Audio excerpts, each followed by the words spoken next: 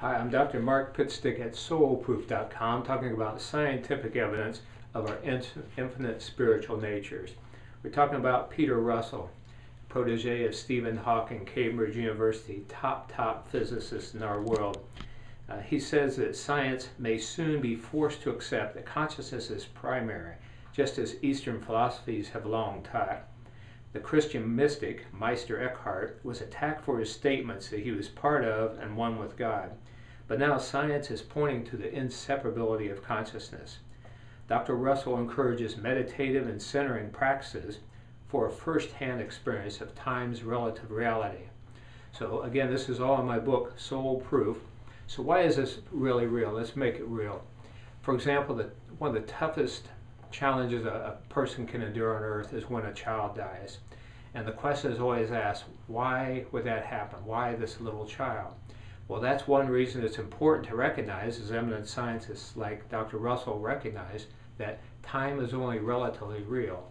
In other words, from our limited human perspective, we say, why, they were only 5 years old, why? But since time is only relatively real, that person's essence could be an old soul. And that's why they only need to go through a short lifetime on earth. They didn't need to go through the whole classroom, the whole experience. So that shifting of time perception is very important for helping us deal with some of life's toughest tragedies. So here's a few other examples that can help you maybe loosen your restraints about time and not believe it's so ultimately real. One is that in spiritual regressions and in past life regressions, subjects come back and describe time as something like this. They say, imagine you're in heaven, spirit world, and you're having a friendly card game with other your soulmates in your group. And the hand's over, and one person may say, don't deal me in this time.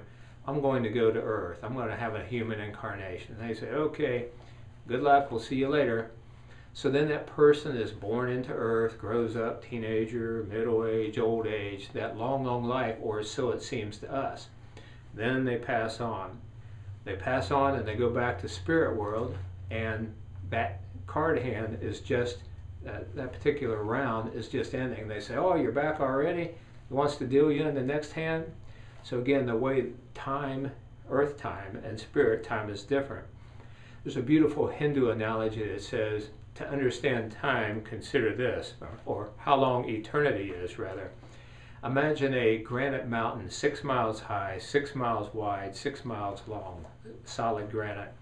And that every 100 years a dove flies over the mountain with a silk scarf in its beak, and the scarf brushes across the top of the mountain.